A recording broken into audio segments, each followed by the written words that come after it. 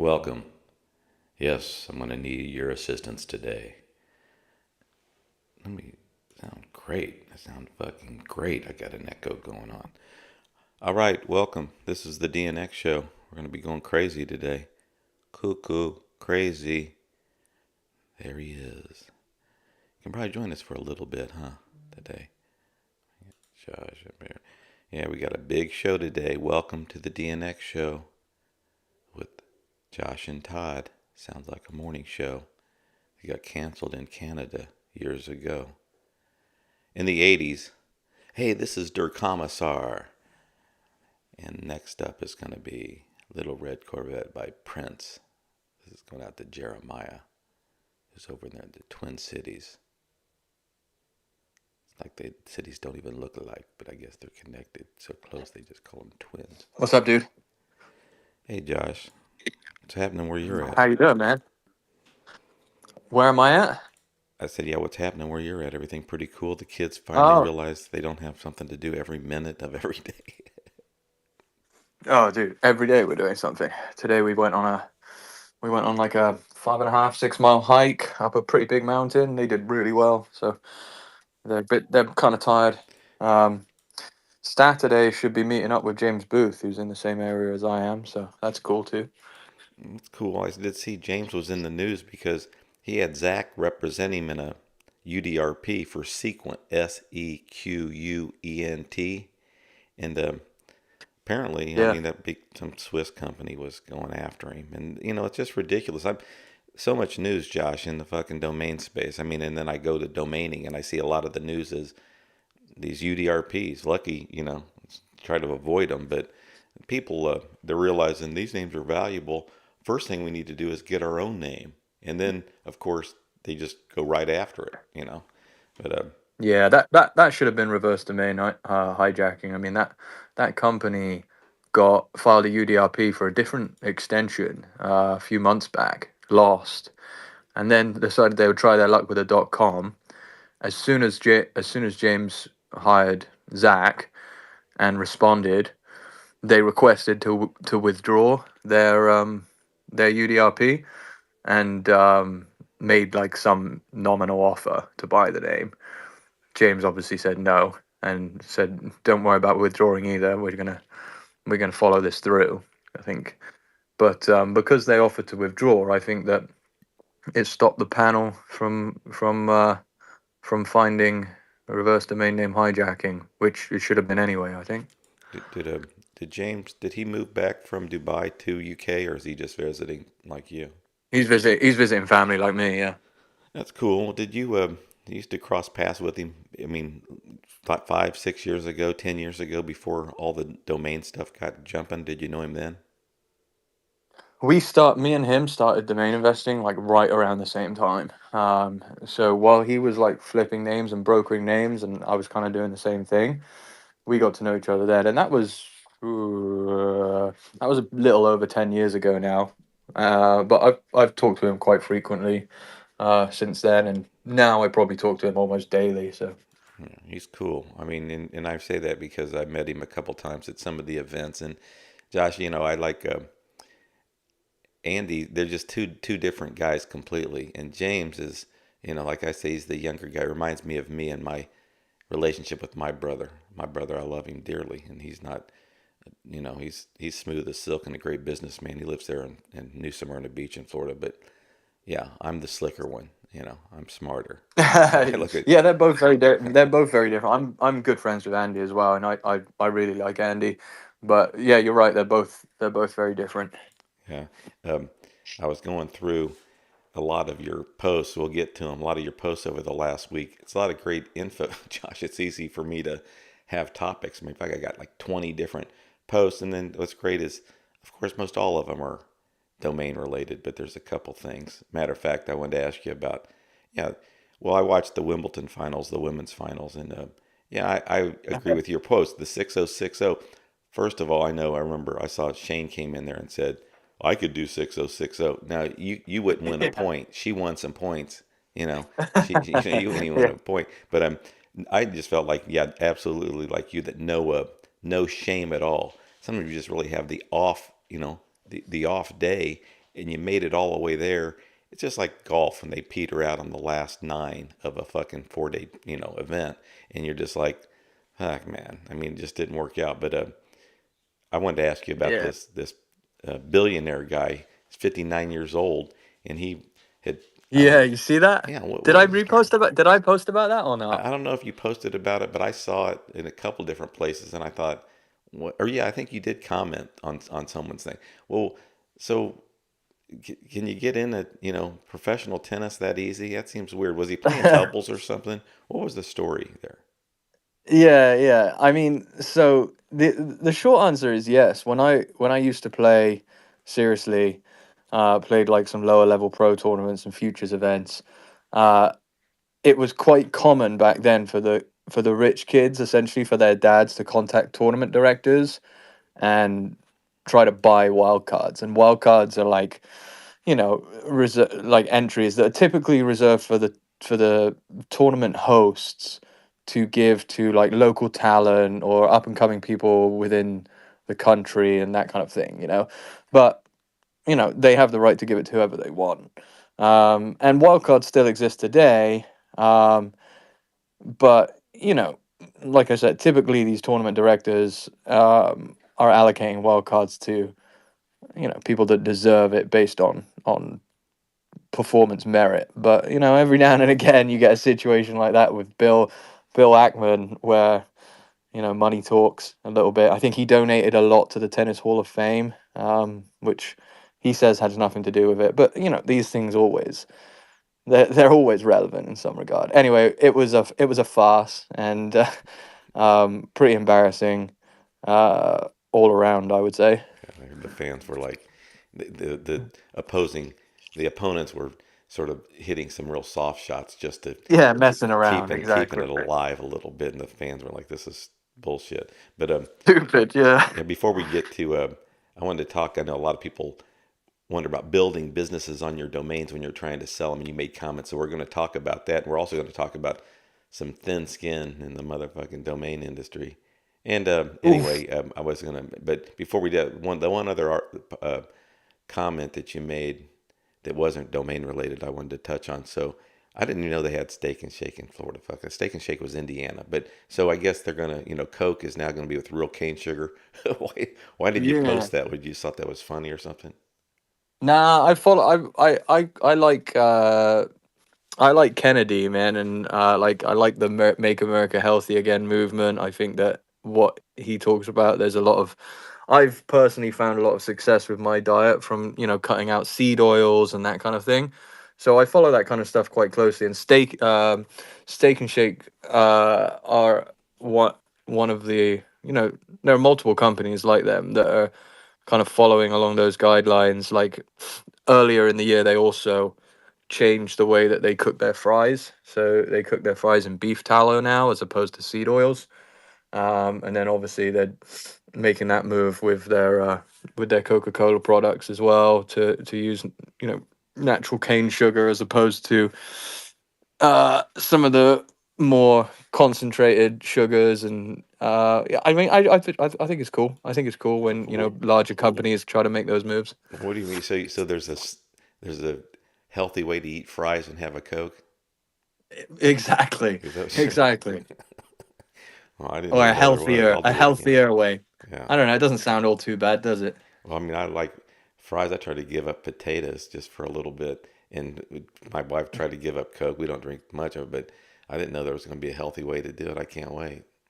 I can't wait. Yeah, It's on my. yeah, man. There is. There's a healthier way to do it. There's a healthier way to do everything that's not necessarily healthy, right? Hey, if anybody wants to, I mean, and I say this, anybody want to join us? We don't know how. Right now it's late for Josh. He's over, visiting family. Somebody could come in the room right now and offer him a fucking meat pie or something, and he's got to go. I don't know what kind of treat you have before you go to bed there, but I know you'll be with us. But I still, as you always say, we want people to participate in this conversation. I don't know why they would rather. It seemed to me I'd want to, if I heard enough of me, especially, but you too, Josh. I think I'm gonna get up there and fucking, give me the paddle. I'm gonna start hitting it. I'm tired of hearing you guys, especially when it comes to something that we're all so interested in and have uh, definite opinions about, and that's domain investing. So raise your hand, come on up and say some stuff. And I hope it's not the same folks that come up here. Is it Arif? No, I'm just kidding, Arif.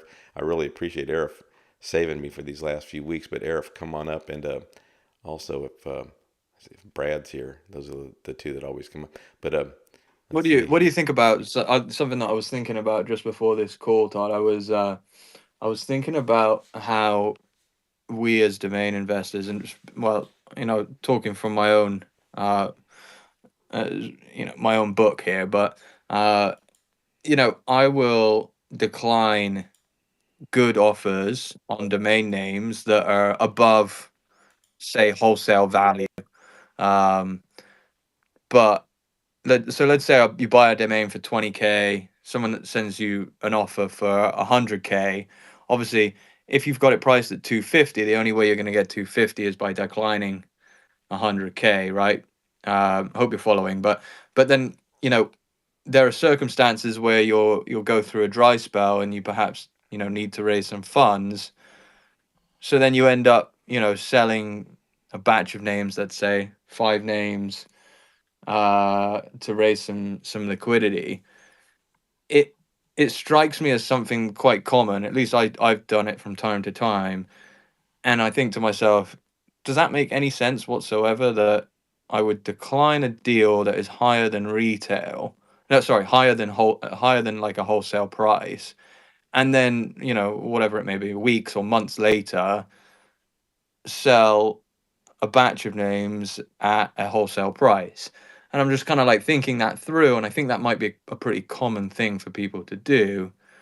And I'm trying to think about why that would make sense and why that wouldn't make sense. And I guess in my mind, I can justify it by saying when you hold out for more money on names, it's typically because you feel that it's harder to replace those names. And then when you want to liquidate names, I think that you should generally be looking to liquidate names that are easy to replace. Does that make sense? Yeah, and I can't wait to hear. Thanks for all the four guys joining us. I know they'll have comments on this. Josh, I do exactly that. I end up getting some offers, and I thought you were going to say, should I reach back out to that person for the 100 grand? Because of course it depends on the name, but I'm assuming you declined the 100 grand on the 250 name because you think this is just super strong, and then those few weeks later, when you offer some names at say wholesale pricing in a package, you feel like there's some secrets about these names that I don't share with the potential buyers, and that is these names I have less interest in or I have less confidence in because otherwise you may not be so motivated to sell them at wholesale. Because I've done exactly that in selling, a lot of the 4 letter at wholesale when I could have just, why didn't I just accept, 3,000 or 4,000 for this great name? Now I'm selling it for 300 in a package and I'm selling 10 of Mm. them. And why wouldn't, and I probably, the reason why I can't go back out to some of them is because the offers are through Afternic. Although I do go back to my dashboard, my Afternic, and say, hey, reach out and see if they're still interested. But yeah, I find myself in that same situation. Bruce, I saw Bruce. I mean, he. Well, Bruce, go ahead and go first, and then thanks, Mike, thanks, Eric, and thanks, Paul, for joining us. Yeah, yeah, I get that 100%, Josh. I understand, but I do the opposite sometimes. I will find a name that comes up either in the auctions or that are expired auctions that that I know that I really want to buy. That I'll wholesale names that the up potential of that name I want to buy is far greater than the names that I'm going to put in a package of wholesale. So it's the same thing. Uh, you're doing it to hold on to a name to knowing that you'll get more money. I'm doing it to buy a name that I know can outdo the 3 or 4 names that I'm putting in a package. So I agree 100% with that thinking. Yeah, I think that it's it's one of those situations where at the time you think to yourself, "Oh, I really don't want to get rid of these in a package." But if you can, if you're doing so, like you said, to replace them with better names, then it obviously makes sense. But then, when you decline, and let's say you bought a name for 25K, you decline 100K for that name because you think that you're going to get 250, something like that, or whatever scale you're working with. um you know I think it's quite common for a lot of us to look back and say, well, probably should have just taken 100 and reinvested it. But the issue with that is that sometimes, although you wouldn't buy the name for 100K, um it's difficult to replace that name regardless of what the price point is, just because every name is unique and some names are just very difficult to replace. In a more general question, I want to ask Bruce. You can chime in. Then I'm going to say Mike, Arif, and Paul. Um, a more general question is selling wholesale. I know Mike has a small portfolio, doesn't really sell wholesale, but now he's in this contest where he's selling like as wholesale as you can get. And Arif's always had an interest in selling wholesale, but he really doesn't. And Paul, I've never heard him talk about really selling wholesale. So Bruce, after you say say what you wanted to say, Yeah, Mike, I tell us wanted to. about selling wholesale and how you feel about it. Yeah, first of all, I want to say that I think Mike's going to be taking over as the new outbound king of the industry because he's doing such an incredible job. And seeing his post now, he seems like one of us. And I know that Michael's, of course, he's on a higher level. But when I bought, and I'll give you a great example of what you're saying. Do you take that amount or knowing you can get higher? I had when I bought home finance, and I bought that at NamesCon, and I got it for I think 5,000, and I had a standing offer of 50,000, and I had a broker working this, and I won't mention her name, but you could take it from there. And she said straight out, "No, you're not going to take this offer. I know I can get more." And I waited another 6 months, and she actually doubled that. Uh, but it's very tempting when you get that nice offer to take it. And I can almost guarantee you, if I didn't have her brokering the name, I most likely would have taken that 50. And I'm so glad that I held out. And she taught me a big lesson with that, just having patience. And I think that having patience in this game is what it's all about. I don't have the incredible names that you or Mike Seiger has, but the names that I do have that I'm accumulating now, I'm not gonna just take any offer to sell a name. I want to get what I feel it's worth, and if I do get an offer, a lot of times I'll reach out to people who I know that are a lot smarter than me in this business and ask their opinion, like AJ Martin in the Well, I'd say, crowd. geez, you got a big pool to choose from. Okay. Yeah. Hey, thanks for inviting me up here, Josh. I really appreciate that.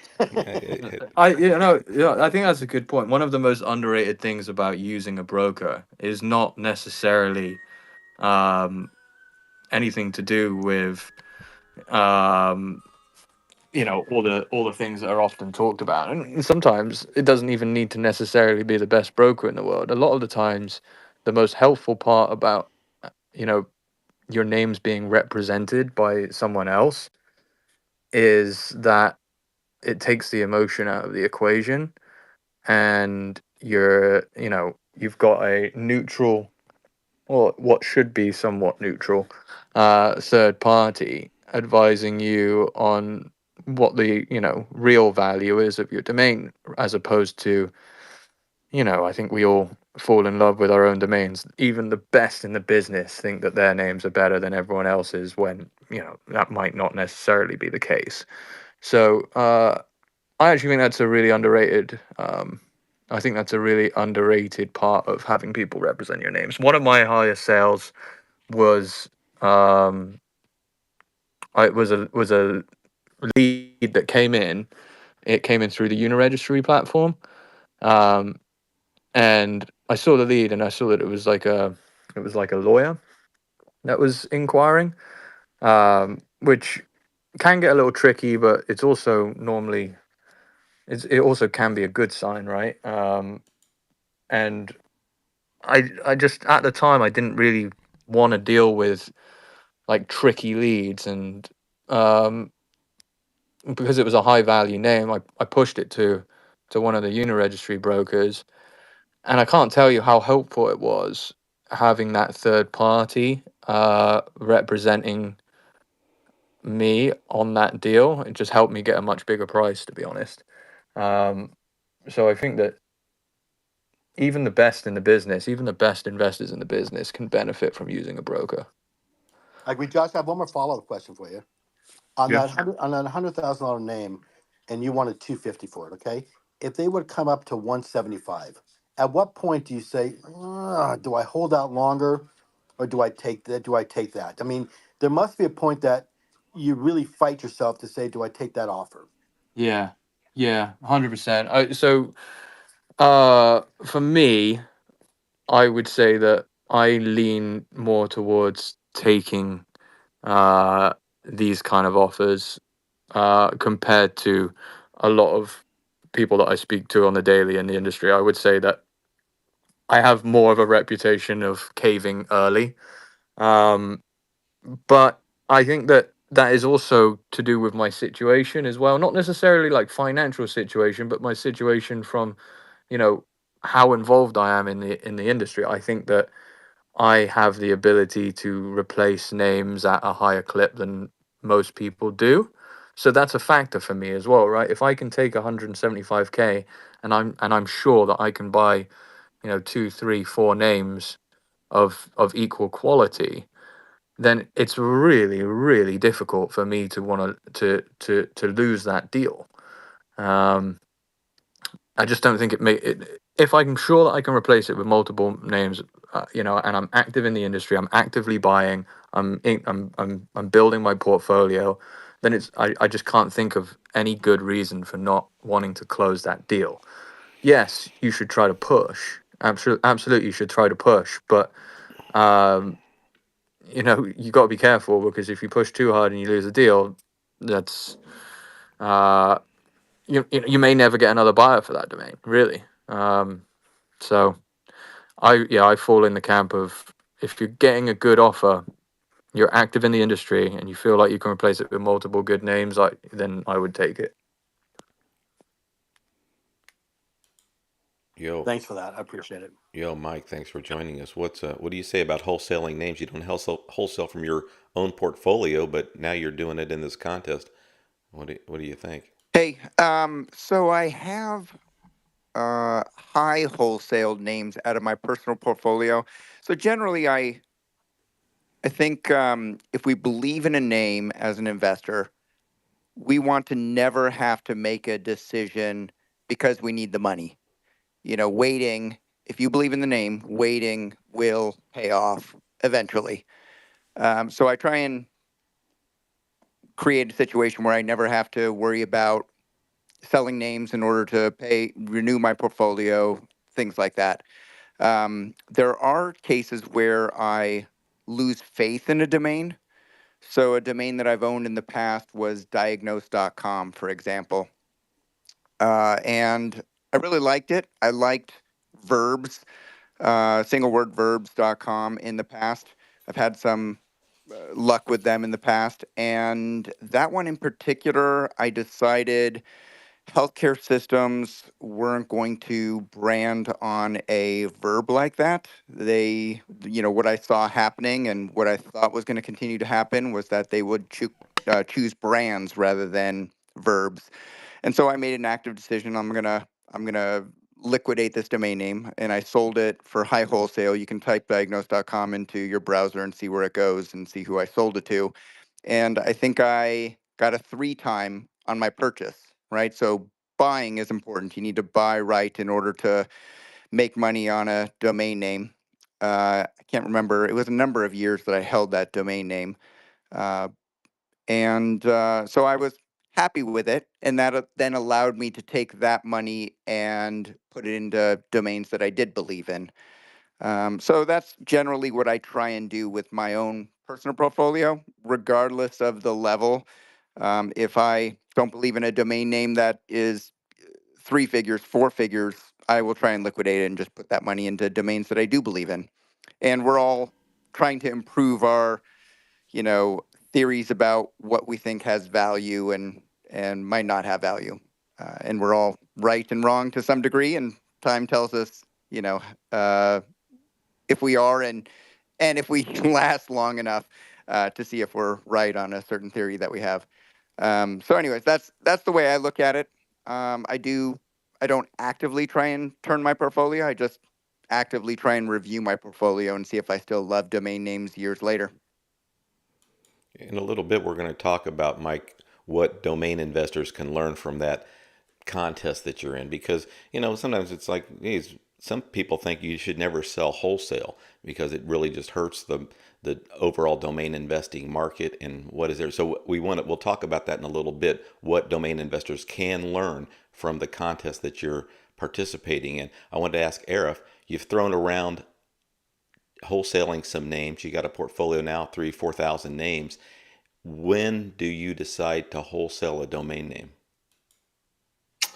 I've been talking about it for a while, just to trim the portfolio a little bit. This is like 5 years even before the pandemic. I was going to put a batch together, and I always sell from that batch a little bit here and there. So it's never been a super priority. This year, I'm really trying to there's about trim my portfolio by about 5%. I'm growing, growing maybe like 15-20%. But there's some stuff that over the years I haven't cut much from my portfolio. And there's probably some stuff I'm taking a second look at now as a little bit more experienced investor. I'm like, yeah, maybe I should trim this and trim that, and just clean out the fat a little bit. And I did do a little bit. I tried to do something early on this year, bigger stuff, and it just I didn't really get around to promoting it enough. And I did some smaller batches, and I did have a couple people reach out, a couple for individual domains, but also I sold a block of 20 something ish domains, all stuff that was probably going to drop. So I ended up selling it pretty cheap, but it felt good to get rid of that stuff. Like, I don't think there's anything wrong with wholesaling. I think, making it public to end users, yeah, that's an issue. But, if you're just doing it within a community, don't forget, when you're wholesaling, you're getting like 100% sell-through rate, right? So, I always bring it back to the math is that, if you're lowering your price enough, you're guaranteed the sales. And, there's nothing wrong with that. If again, with what Mike's saying, if you don't have the heart for that domain anymore, yeah, then it's time to move on, especially if you don't think it's appropriate to be in your portfolio anymore. And I'm really happy with most of my portfolio. Like, I'm actually really, really happy. And this is actually, we're only halfway through the month. It's my best month ever so far this month. I had another sale yesterday. I had a sale last week. I had a 10K LTO a little bit before that. So things are going really well for me. I'm happy with my portfolio. But again, I do know that there's some stuff I have to trim. And yeah, I don't think there's anything wrong with it. But when it comes to saying no to offers, we were talking about a little bit before, the main reason you want to say no is if you really truly feel that in that negotiation, the person has a higher chance of saying yes to a much higher amount. But also when you're starting, it's the other time when it's also, I think, it's even really ideal to be a little bit softer, because if you're not sure of your price points yet, right? Sometimes people, they price their domains too high, and when you're starting, if you're not making sales, right, then it's like, yeah, just get some momentum, get the take what offers there are, within reason, and get that momentum going. And that will first of all, give you confidence when you're negotiations, which is really a game changer. But also it helps you figure out, your gut check of, are you pricing your domains properly or not? Like, if you lower your prices 50%, are you gonna get 4 times as many sales? Right? That's sometimes is possible. It's just, you have to figure that stuff out. And it's not easy pricing domains. It's just, we all get emotional. They're all unique. So it's like, it's tough. But yeah, that's about I have to say on that, I guess. Thanks. So, one other thing, Todd, is as a domain investor, you should be getting better and better, or you should be refining your Yeah. your selection and how you invest in domains. And so what I'm investing in today is not necessarily the same as what I was investing in 2 years ago or 3 years ago or 5 years ago. So, and an example of that for me is, recently I sold a batch of maybe about 10 .io names for around no, it was about 8 .io names for around 55K, something like that. So, like, really good .io names. And the reason why I sold them is because I still have a lot. I still have a lot more than that. But there's no shortage of names that I want to buy, and there's no shortage of names that I'm buying on a daily basis right now.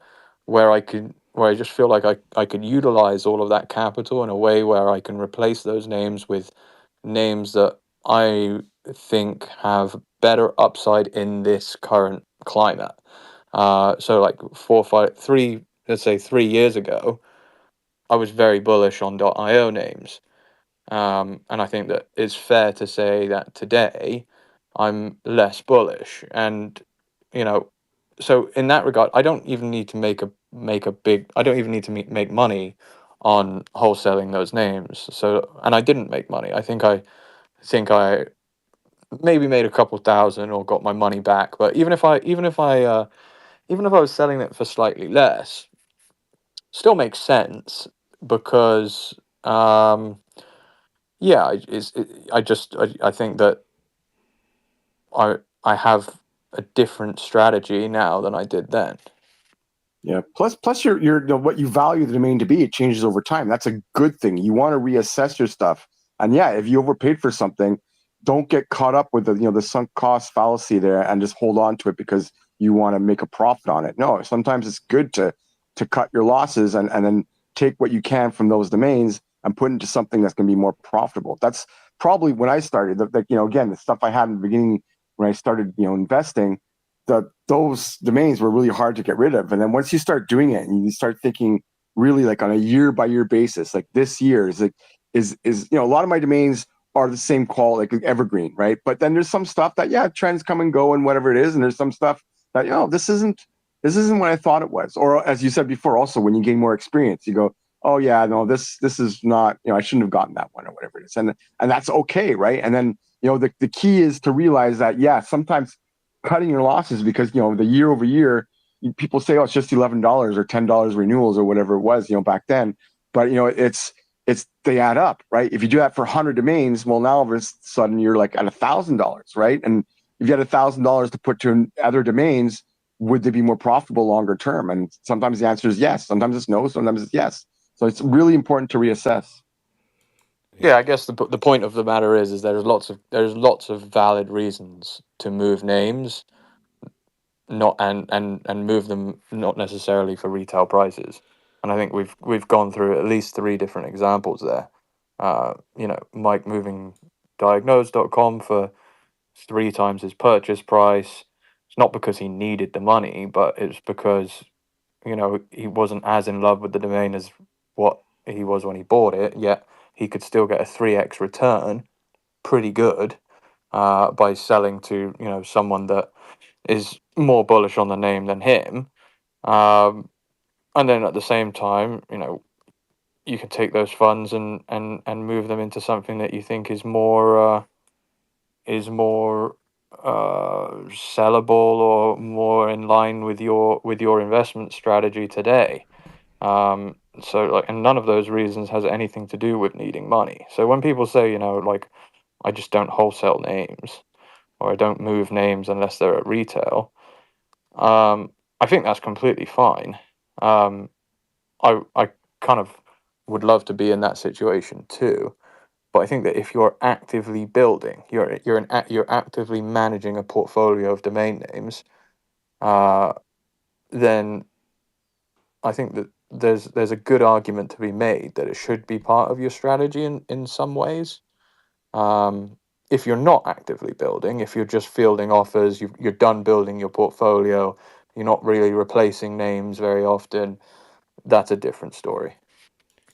If you're an experienced domain investor, you know that turning away an offer, there, like you said, Josh, earlier, it may never come again. There may never be a retail buyer again. It's tough enough to count on a wholesale buyer to pay you that reasonable or what you believe is a wholesale price. So with Mike turning away or accepting the 3 to 4 times for diagnosed, well, yeah, because you're smart enough to know sometimes it could be, when we say it could be 2 or 3 years, 5 years before you get another buyer. It could be never. It may never happen. I wanted to say we have a lot of domain investing topics we're going to touch on. I see there's tons, dozens of seasoned investors in this room, some brokers in the room that I think would certainly maybe like to comment on some of the things I'm going to mention. If you we'd love to have anyone on stage, just to share your perspective. We're just going to be doing this after I do this for, there's a person, I wanted to play this for Paul. That's patience. Because before I go to Paul, he's invested in a lot of .in names, and he's had probably one of the best .in portfolios. But he's been so patient with it, waiting for the .in, which, in my opinion, we know it's the CCTLD for India, but just knowing it's says in and has a lot of it seems like it would compete well against other CCTLDs and other GTLDs. Paul's been very patient with that. I wanted to say, Paul, before you come off mute, we're going to be talking about all sorts of underselling mid-tier .coms that Josh was posting about, and he was asking about a floor price for a name that he received an offer on. And I want to talk about what I believe that is happening with the high end market as opposed to the mid tier and the low end market in domain names. So those are some future topics we're going to be talking about here in the next hour. But to get to Paul, so you have this large portfolio. It's a lot of these .in names, premium names. You can share a few with us. Have you, I mean, when it comes to wholesaling some of these names over the years, what has been your strategy? Do you sell them, or have you just, stayed firm, stayed patient, and you're waiting for that cctld.in to, I guess, heat up? What's going on, gentlemen and ladies? The way Josh ended it was kind of perfect. He said, or this may be a different story. Well, I'm the different story. One thing I've realized is I am not a domain investor. I'm more of a entrepreneur, builder, experimenter of sorts. That's what everyone says who doesn't sell domains, by the way. No, but I mean, most of my domains I've picked up 15 years ago. 85% of the portfolio. It was a gentleman by the name of Jacob at acquirethisname.com. And at the time I was working for a company called price.com, and I just realized that a lot of the traffic we were spending hardly any money on marketing, and like 90% of the traffic we were getting was just organic, and built an entire model on that. And so kind of went that route with .in. I thought that's gonna be the next one to mature. So some of the words are been already used in this space: wholesale.in, premium.in, price.in, engineer, words like that. And it was an entire portfolio I picked up. And my investment strategy was try to recoup my costs on that. And fortunate enough, within 1 year, it was 30 names I picked up. It was 100 names I picked up for 30,000, and I sold 4 of those for 32,000 within a year. So kind of recoup my cost on that. And I feel like especially with AI out there now, I used to sleep thinking about domain names. Now I wake up thinking about prompts. Like, what am I going to do when I wake up? Like, great names, great type in traffic on these names, login.in, and so forth. What are you going to do? And so that's kind of the path that I'm going down now in terms of recovering, some of my other costs. Yes, I have sold some for wholesale, and that was early on in the days. I remember one of my first NamesCon um, um, in Vegas. I ran into a gentleman, I think his name was Suri, I'm not sure, but sold him classified ads right there on the spot. He looked at my portfolio, classified ads.in. He said, I'll give you $1,000. Boom, bam, done. Tustin, TUST.in, airfare.in. These were all sold back in the day for about 1,000, 1,500. But more recently, now it's gotten to the point where it's like, I cannot replace these names for that same price because I see where the market is now. And one of the biggest mistakes I've made is, found. There's a company, Monster. You're familiar with Monster.com. So in India, they've rebranded for some reason to foundit.in, and they made an offer of 20,000 to me for found.in. And like a jackass, I rejected. I thought it was good, but I said, just pay the commission on it. Let's make it 22,000. And at that point, they rejected it and went with foundit.in. So lesson learned at that point. Greed kicks in, and it's one of the 5 vices that we've been taught to try to avoid. And so yeah, a lot of that, and kind of that's my strategy right now. And, again, the cost basis also to look at that where it was from where I acquired these, and now I'm not going to be able to replace. That's my main thing is I won't be able to replace these, so I will not be able to wholesale any of these anymore. So yeah. Well, Paul, before we get on, Josh, I want to ask you, what do you think of the .in? But I want to ask Paul first. Regardless of price, do you get a lot of inquiries over the years because we know the big population in India and it's a cool CCTLD in my opinion, and most people don't know of restrictions that there may be because people don't know the rules of these CCTLDs, which they can be risky, all the different ones that we can talk about. But do you get a lot of inquiries on these .ins having such great words to the left of the dot? A lot of inquiries, but serious inquiries, no. What I consider serious. There's some that we get to a certain point, and then I'll give you a perfect example. There's a company called JustSwish.in. They raised like 16 million in the past 2 years on 2 rounds. So in their first round, and I have Swish.in, and they're going with JustSwish.in. And so on the first round, he reached out to me on LinkedIn, kind of started initiated the whole conversation, and I mentioned to him that hey, you know what, I'm looking to do some basketball projects on there in India and so forth. And I said, "Is there a price?" On the first round, I did offer them a price of 8,000, and I think they raised maybe like a mil or 2 mil on the first round. But the second round, they raised a significant amount, over 10 million. And so I'm not going to take 14,000 anymore. So my expectations go up as these businesses start to expand and they start to see more funds. Is is that normal for most people, or do you guys just stay with whatever price you have? I mean, I expect them to pay more now. They had the opportunity to buy it a year ago at that price, and they said no. It's just like real estate or anything else. Once you say no, that offer goes away, and then we just start from fresh. So yeah, that's what I'm working with. Josh, what do you think? I mean, .in, is there ever, do you believe there's ever going to be something there? Meaning, I believe that sometimes these existing extensions, something can, not necessarily catch fire, but become more popular and finally, get its day in the sun. What do you think about .in? Yeah, I've thought about it in the past. I mean, and definitely considered buying .in names. The fact that the ability to resell them um, through marketplaces like GoDaddy is not there, which is probably the biggest turnoff for me.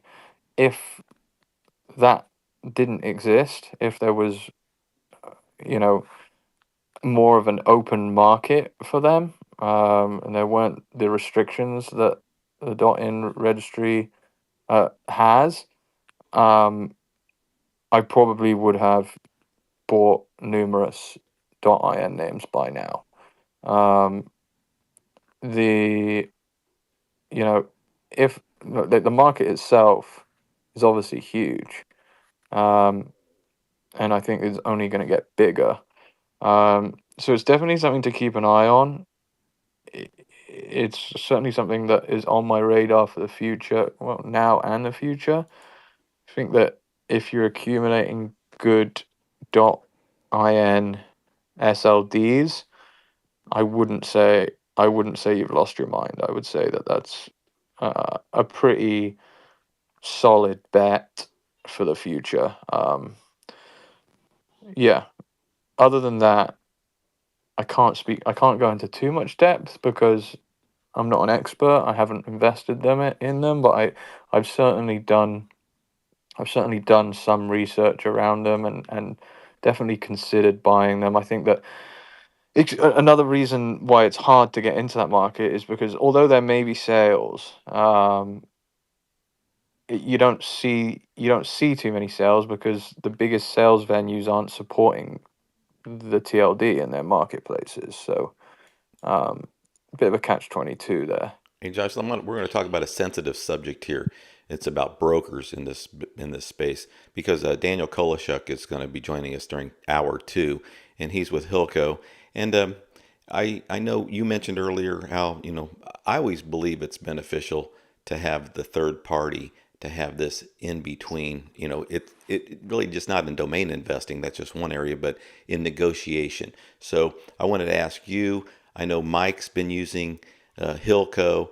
Bruce was talking about a broker that he used, but I want to ask you, how important do you believe it is to use a broker for names that are, let's just go with names that are at least high five figures, and then greater, and then how important is it? And then how do you go about selecting brokers in our space? A lot of people are friends. Everybody, knows each other. We know the top spots, but do you always just go to the top spot, or do you look for a broker that you believe has experience in that particular sector? But so tell first you, and then Mike, and then Bruce, how important is a broker, and how do you select one?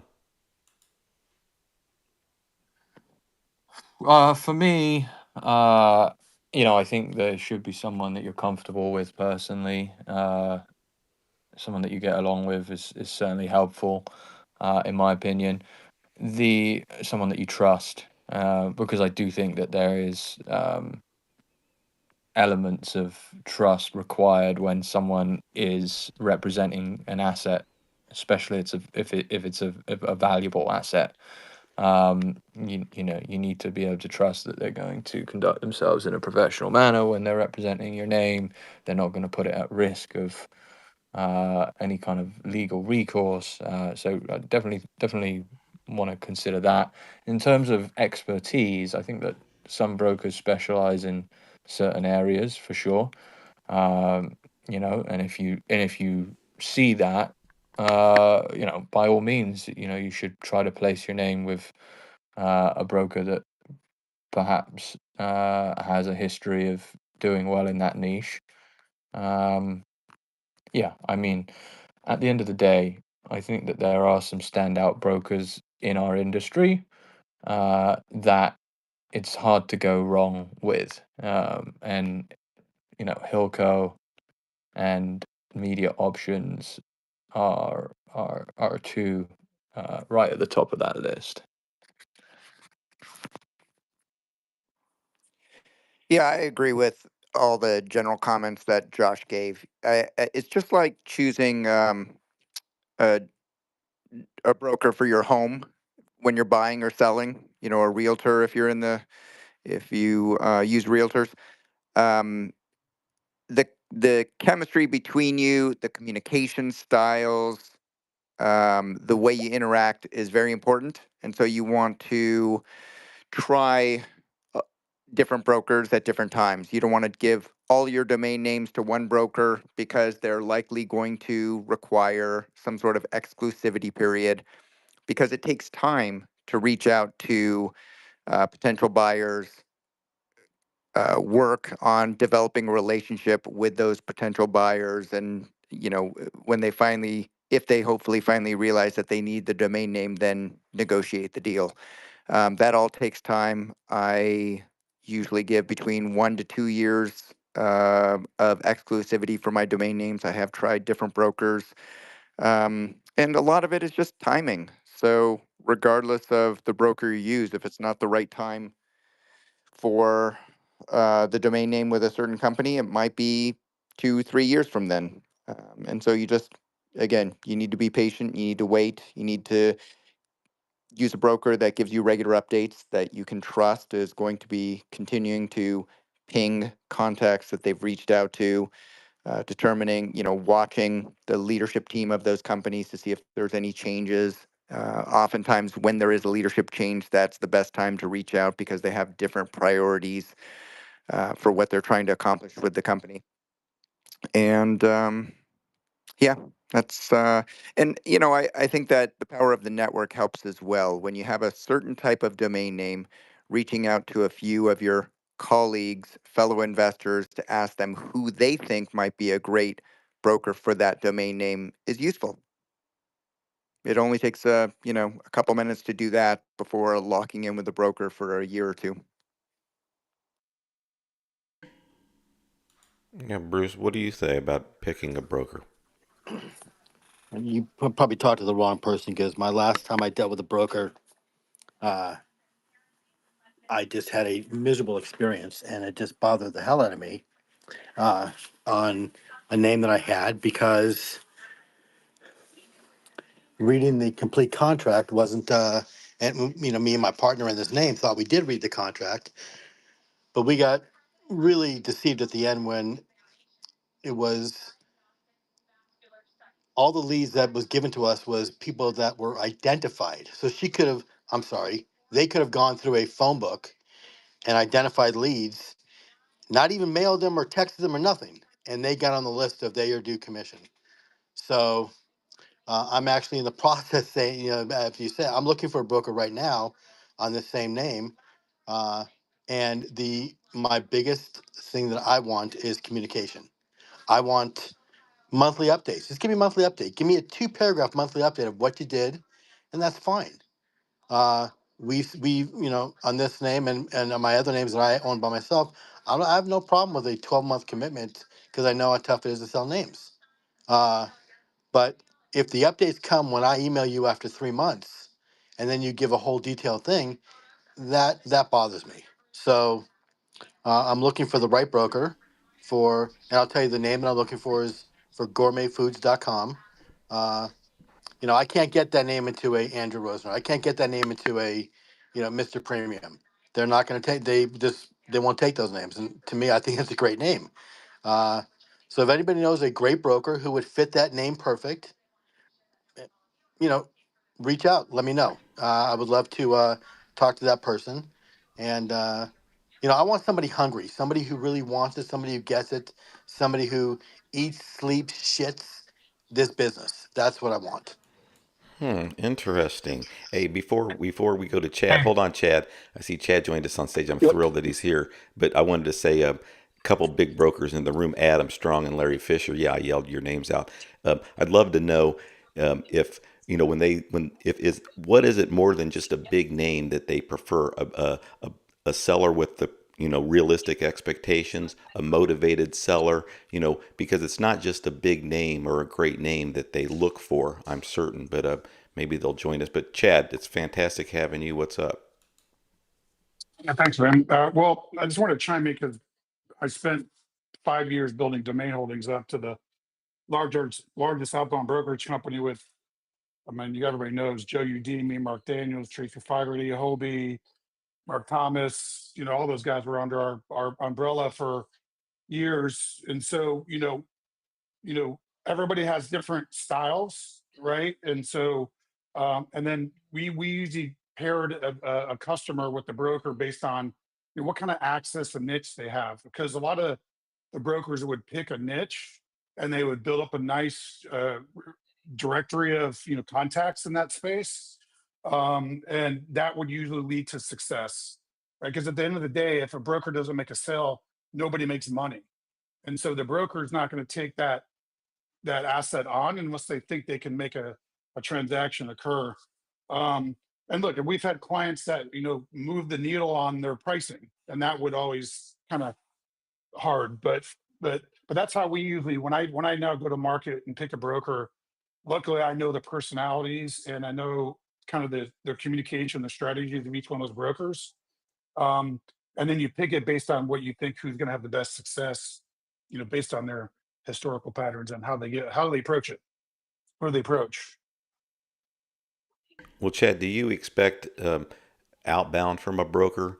I guess calling their client base, but with some of the big names, I don't know. I've always suspected that they work the leads that come in. If it's a great name, it's got plenty of I think I would guess plenty of leads. I don't have any great stuff, but I guess Yeah, of course. contacting That's the difference. yeah. Go ahead. I mean, well, Outbounding these big look, names can put you at risk. Go ahead. well, yeah, it is. That's why you have to look, do an inbound request. Everybody knows, like, you can take on a shitload of names and do it easy. It's communicate, get the message going, filter out which ones are hot, which ones are not. Outbounding takes a lot longer. Usually sometimes because you got to plant the seed, right? So you got to find the capable buyer, and then you got to plant the seed. And depending on that company, they might have a board of directors, or they might have different they're not a development company. We've worked with them all. We worked from, everybody mentioned Rosner and Andrew and those guys. We worked with them all, and some of them can't get a deal done because the buyer is more enterprise and they're not end user driven, so they don't see the value of the asset. So, like, it really is a kind of an art and a science to get a transaction closed. But yeah, you expect them to do targeted outbound engagement. Um, that's what they're paid to do. Yeah, Bruce, you don't have to mention any names, but so you didn't like the agreement. Now you're looking for another broker for that gourmetfoods.com. Um, Yeah, we took the name off the market for a year because that's when the agreement actually ends, and it actually ends August 4th. So uh, we took the name. Well, my partner absolutely was adamant about taking the name off the market, which we did, and now we're looking for a broker. If anybody knows a broker who you think would be a great match for Gourmet Foods, please let me know. I'm talking to some right now, but again, I want that comfort zone that this is the person to go with. hey, Josh, there was you made a post about mid-tier domain names that people are underselling these mid-tier.coms.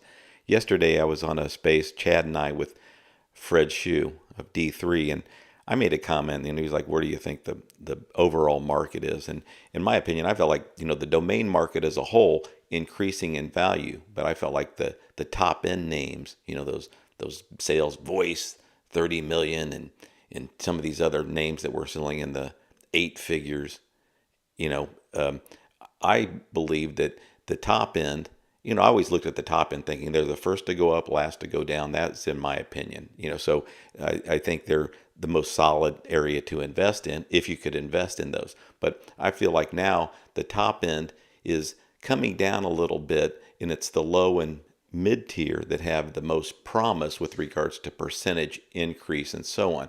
I know, if you're there's some folks who don't feel that way, but why do you believe that the mid-tier.coms were underselling, and how do you feel about the overall market with regards to top end, mid-tier, and then the low end? Yeah, I mean, so I think that the high end of the market, the top tier names, are performing incredibly well. Um, I think that is just humming like never before. We're seeing incredible prices achieved. Just seems like 7 and 8 figure sales are happening extremely frequently. Um, and then at the low end, I think that you see these hand registered names and closeouts and drops, all these like very cheap acquisitions sell pretty well in that sweet spot range of, let's say, 5K. Um, and then you've got all these alternative TLD options, particularly .ai that's doing very well. You're just seeing a lot of like 6 figure sales, right, in that range.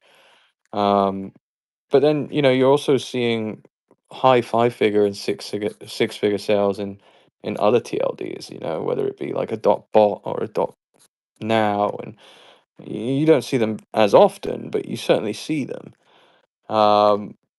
And for me, I think that what I don't see a lot of are as much as is like the mid tier .coms selling for what I think they should be worth. And this is just a personal opinion, right? I just think that a name like I don't know, like a Latin, let's say like a Latin word or an ancient Greek word that's not that popular but makes a great brand, or like a great 2 word brand, like I don't know, like a paynow.com, for example, right? You know, these are the type of names now that should almost like never be selling for less than 100 grand, just based on where the market is for everything else around it. Do you know what I mean? I feel like the really ultra premium names are selling for so much more than they were 5 years ago. The alternative TLDs are selling for so much more than they were. The low end names that used to sell for 1 or 2K now seem to be selling at the 5K range. So those mid tier names, I think that most people are underpricing. That's how I feel, and I think that it's really hard for me to to make that claim. I think that it's hard for anyone to make that claim, and the reason why I feel I'm able to make that claim is because of how often and how much of the market I have to analyze on a daily basis at DNX. And I just have a pretty good idea of where there is more opportunity, or names that seem to be priced, let's say, too low. And that's typically those mid-range names. And it might be that end users just don't appreciate them as much. That might be the answer. But then the question is, should they appreciate them more? Is a mid-tier name better than a one word in an alternate TLD, for example? If you can't get a name like bloom.com, is a name like thebloom.com better than going with something like bloom.io or bloom.gg? I think that's a pretty reasonable conversation to have. I'll often see something like thebloom.com sit on the market maybe for 5, 6, 7, 8, 9, 10 grand. But if you saw bloom.io or bloom.ai sell, you would think that would be a 6-figure sale. From an end user standpoint, is that a lot better than thebloom.com? Maybe it is. I'm not convinced of that though. That's what. Does that make sense, or am I just rambling? No, it does. I mean, I guess a little bit for you and maybe and your kids. No, the rest of us, no.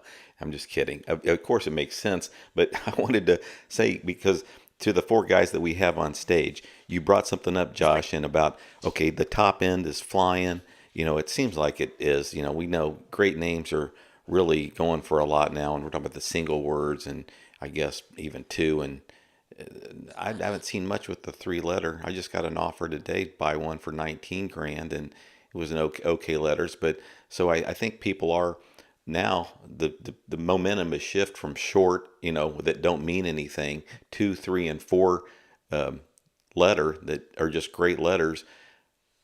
The shift has Yeah. gone What? to single words. Let me give a quick Yeah. example so that I can maybe we can. I'd love to hear some people's opinion on this, right? So let's go with an SLD like whale, right? Like whale.com. Whale.com is a 7-figure name. If you look, it's not available in .org, not available in .io. The only I see that it's 50 grand. The .co is priced at 50 grand. The .xyz is priced at 240 grand. But like IO, org, net, AI, none of them available. I'm not sure if they're developed. I'm sure a couple of them are. So pretty strong SLD. And I'm sure if like whale.io or whale.ai, like that's the kind of name I think that would sell for like around, let's say the .io would probably sell close to 10. The .ai would probably go, I don't know, 25 in at auction. But then a name like and I think that this name is a strong brand, thewhale.com, has been on the market for at least a year or so, priced at $7,500.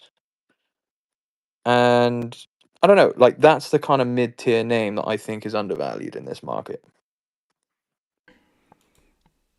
Oh, okay, so we're gonna go ahead, Mike. Yeah, it's an interesting discussion. Whale, clearly the highest and best use case is financial related, right?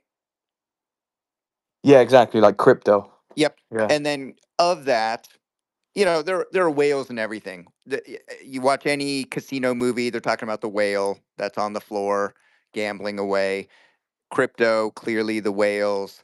Um, in general stock markets, I don't know if they talk about whales, but clearly there's a lot of use cases and it's in financial services. So it's a massive, opportunity there. So yeah, whale.com, great. Whale.ai, clearly you could build some sort of something that has to do with those areas. I could see .io as a tool for, those looking for whales, maybe in the crypto space as well. .xyz I could see. .org for some opportunity that's a not-for-profit associated with some company that targets whales or big financial whales. But then it sort of drops off from there. And does that application work in .so? Maybe for somebody that wants to develop something without any funding, they're going to go after a CCTLD because they don't have all of the registry reserved names like any of the new GTLDs that are coming out. And so that might be a great opportunity to pick it up for, what are .so selling for? $50 at Dynadot, $55. That might be a decent opportunity if it wasn't reserved to, and you knew that you saw Product Hunt entrepreneurs starting to use more .sos because they don't have funding, but they want a single word. I think that's comparable to, some of those second and third tier single words, single SLDs on a second or third tier TLD does become comparable to a 2-word in .com.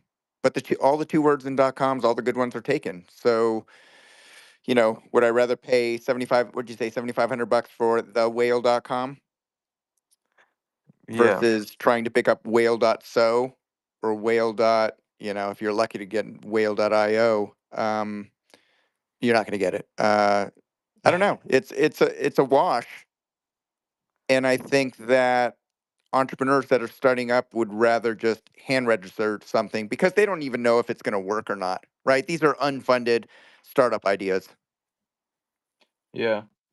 Yeah. I And if think they're that, getting funded, then they'll probably spend, 10K, 20K, depending on how much they raise. yeah. No, I mean, I think you're right in terms of like how founders think about it. I just, I wonder if, for me, I think that a company could grow and not have too many growing pains using a name like the whale.com over a name like whale.so, for example. Yeah, I would tend to agree with you on that. Well, great. Amar joined us. He probably doesn't agree with either one of you guys. Amar, thanks for joining us on stage. What comment did you have about what they're talking about? Hey, thanks, Todd. I would say that thewhale.com at 7,500 is a much safer investment than whale.io. What number did you use, Josh? I think you said 20 or 25K. I said that for the AI. For IO, I would say like, I don't know, it would probably go for like 7 to 10.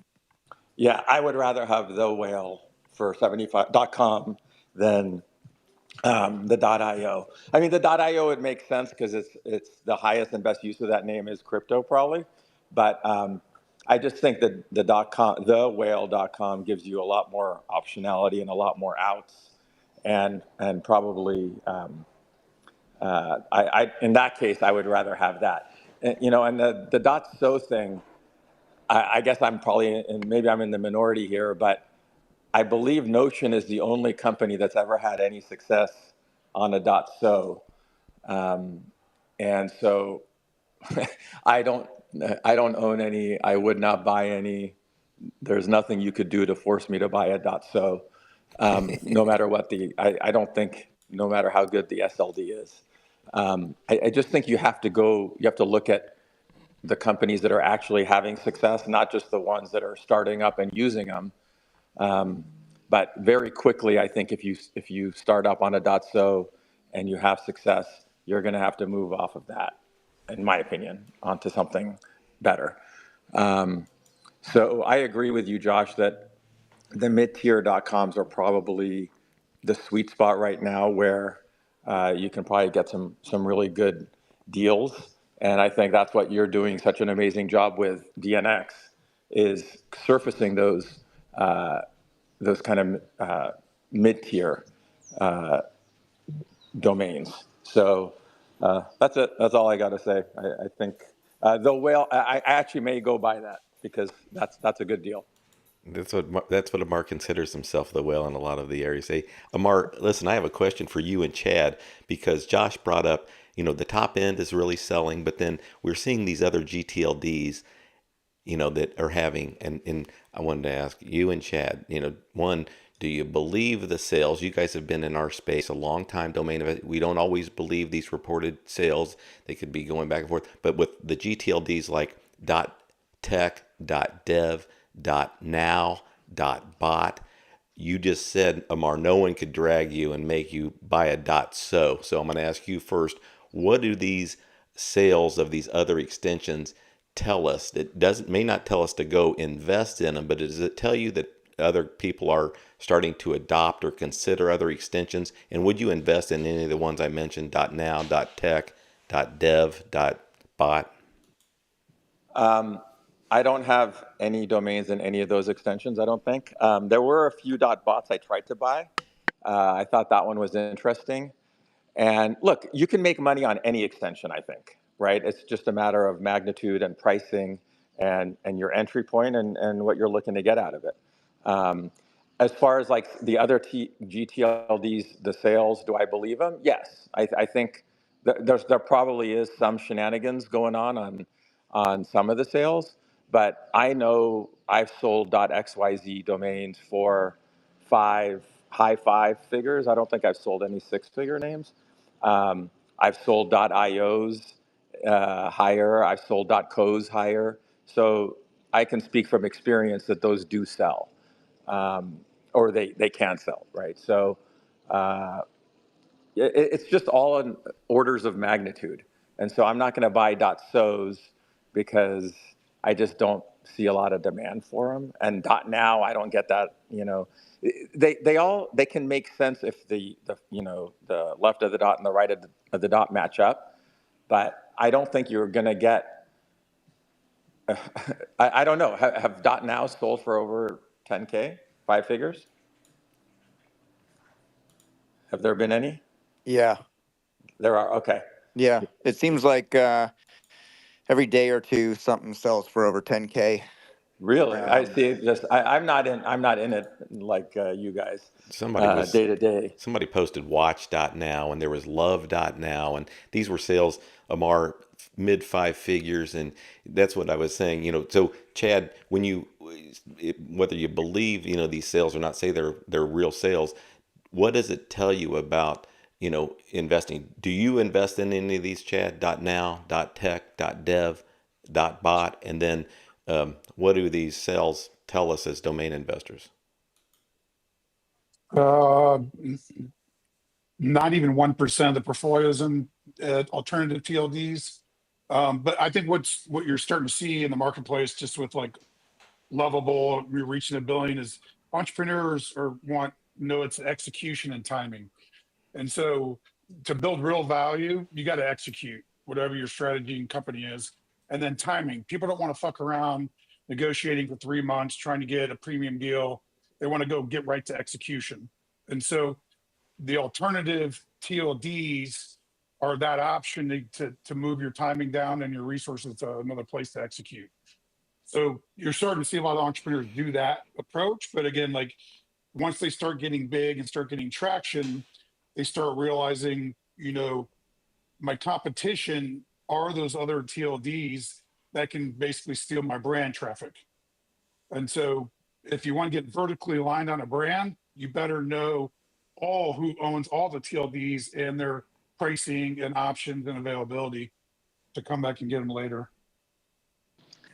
Also, let me add, there's an element of timing on these alternate TLDs. So they all kind of have their day in the sun, and like .me's, where Rick, Mike, and I had the highest ever .me sale back in the day, and we spent, I think, 6 figures on buying a small portfolio of .me's, and we got all our money back and made a really good profit. But let me tell you, I've only sold a handful of .me's since then, and so you sometimes you kind of have to strike when the iron's hot, and that was my mistake, that I kind of was resistant to lowering prices when I got pretty good offers, because I was always going back to that one great sale that I had. And I think, a lot of us are guilty of that, where, as I think Josh said, we fall in love with our domains probably irrationally. I think you're speaking Paige's language there, because, Paige has had enormous sales and he knows they can happen, but some things are time sensitive and he invests in a lot of different extensions. Paige, it's a pleasure having you to join us. What comments do you have? Well, first, great to see everybody up there. Chad, great to see you, my friend. Yeah, I was thinking about .now over the last week. You know me, I'll jump on any horse just because of the momentum, the action. And, it's rare that we have demand, maybe, even if it's just domainers. So yeah, I was trying to play it from buy below wholesale, sell at wholesale. That's kind of, what I've done in the past.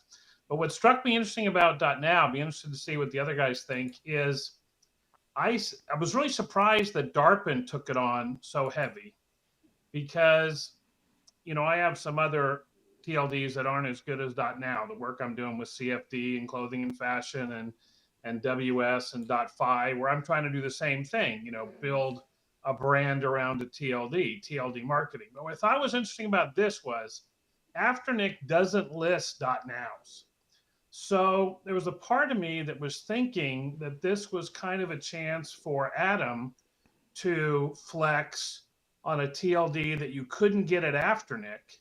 And as we see the marketplaces potentially collide here in the future, this concept that that TLDs would hook up with aftermarkets to build excitement, enthusiasm among the holders of that TLD, where it won't be the registry that promotes the brand of a TLD, but it'll be the holders together. And I thought it was interesting with .now not being allowed at Afternic, that Darpin did allow it as premiums. The guys that were doing all the social media advertising built their store on Adam. So I thought that was interesting, but great show. Love to see everybody. Thanks, Paige. Thanks for being here. And thanks, everybody, for joining the conversation. I invited Daniel Kolashuk to join us before the show, and he said he could be here during the second hour, and he's here. And Daniel, thank you. Well, first, what's going on? How's everything over in Bostonian? Everything is great. I just had a really big Italian sandwich. So Boston is indeed Bostoning. Quick question to Paige and everybody else on the .now and Adam thing.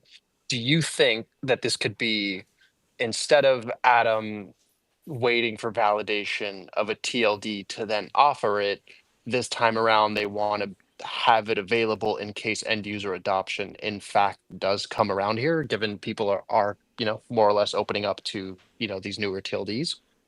Maybe they want to be the place to go to get the good ones, right off the bat. What do you guys think?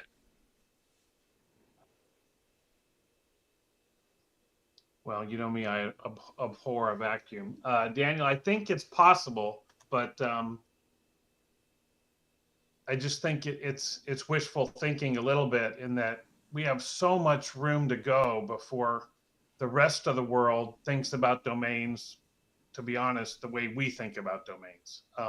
Of all the things that people have to think about today, we think about domains a lot. So will they be going, hey, we need to be up to speed on the next newest next.ai TLD that's going to come around, and we need to make sure we get the best name early. I would love that to happen. Okay. But I'm just what Amar's thoughts are. I think we wanted that to happen 20 years ago, that they would be so up to speed on what's going on that they would see and jump. So I don't know whether the chicken leads the egg or the egg, leads the chicken. I know you guys have an enormous ability to illuminate and re-promote stuff, and whether that will make .now effective or whether .now on its own will be effective, and then people will know they can get the best ones at Atom. But I think we're just so far from that happening organically outside of us, in my opinion. Well, to that point, I think that it doesn't cost Adam anything to make .now available on its platform, and I also don't understand why Afternic doesn't. Right? It's literally just another database entry. So it just goes to show you kind of how they innovate or don't innovate. I think Adam should make them available. I don't know that they're going to take off, and I'm sorry to tell you, Paige, I don't think you're going to make a lot of money on your .now investments, but that's okay because we're friends and you're doing well, so we don't Well, have to worry about I'm down to. I just did one. I got Nashville.now, so if it works, What do you have that price for? make. Make offer? So anyway, we'll see. Yeah, Paige, you were Oh, blacking out there. I didn't hear him either, I Amar. I didn't hear may you. list. What do you have that at, Paige?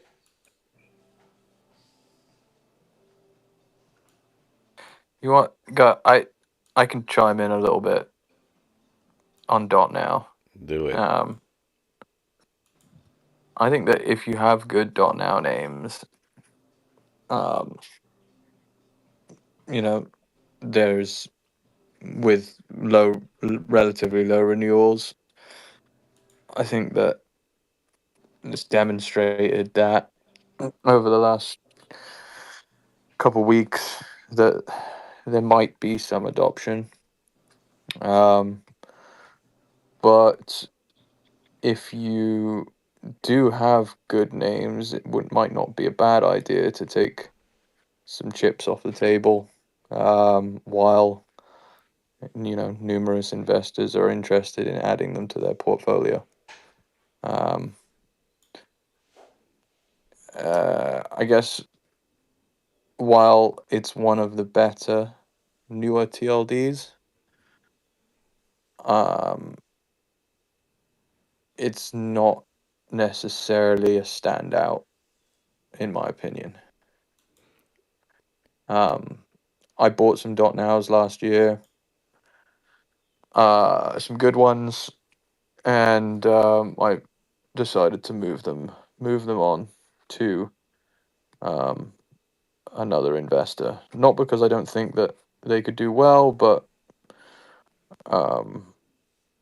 I think that if you get into something early and there starts to be some adoption, it's never a bad idea to take your chips off the table. Well, Josh, let me say I'm with Team Amar on this one, and that is .now is like an extension that it hasn't run a marathon yet, but yet it's coming in acting like I can run a marathon. Well, we're going to need to see you do it a little bit. You come to the running group and you're running real fast, real short distances, and some shit's happened, and you got a bunch of, you look good, you look like, you got the right shorts on and shoes, I guess, but you haven't proven anything yet. Now, what Paige was saying, definitely, is attractive to the .now investors. So I want to ask Daniel. Daniel, if you take back, hey, look, I got this new client, and I know you don't have to always ask Andrew, hey, should we take this on? Maybe you run back to the boss. Hey, I had this great name. It goes with .now.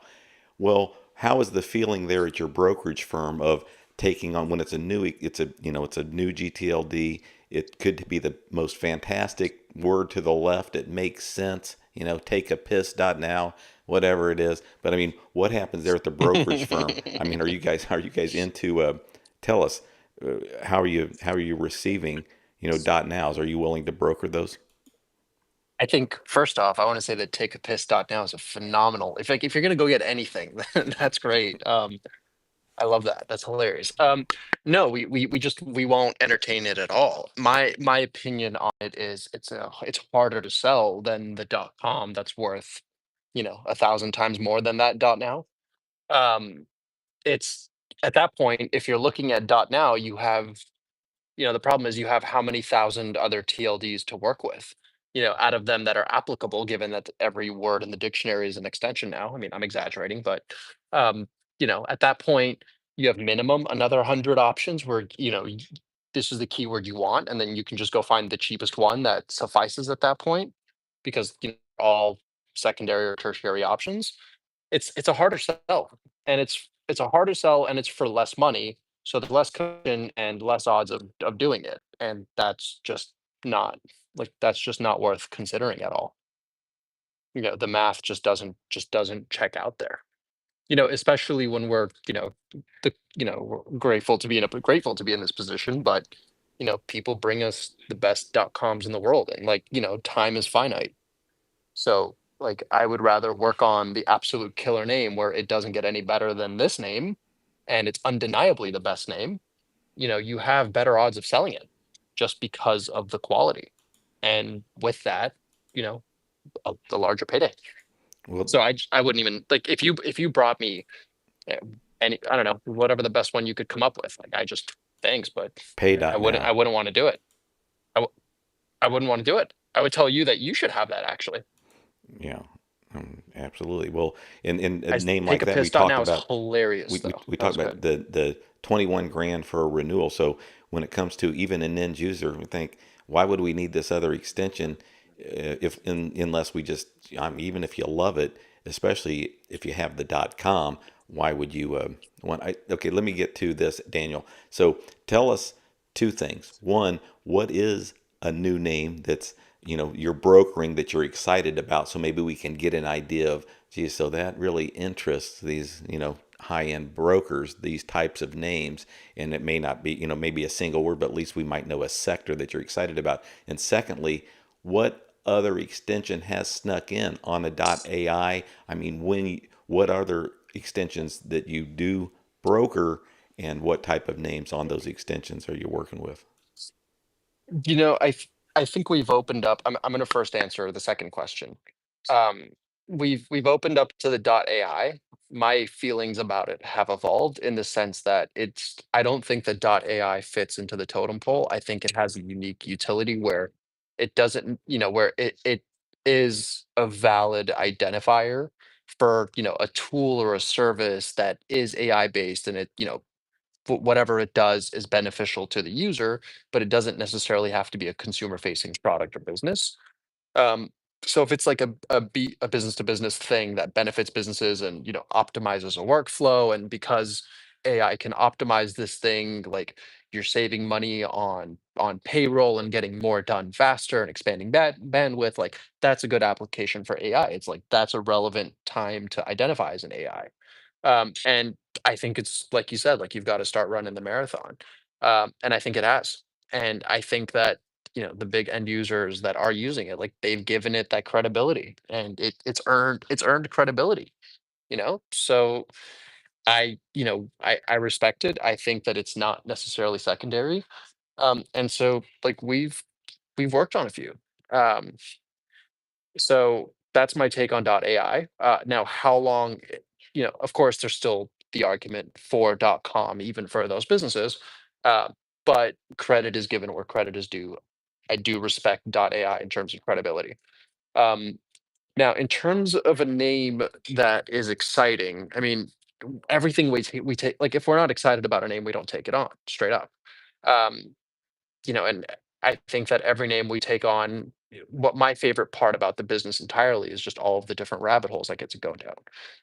Yesterday, like I was, we just got like this doesn't necessarily have to be the answer, but like we just got micro.com. So I'm now going down a rabbit hole of like semiconductors and microchips. And it's like I don't know anything about semiconductors, but it's like now this is the opportunity and the time to learn a little bit about the industry and just, hey, while we're at it, like how do they make these things? How does this work? Oh, this is fascinating.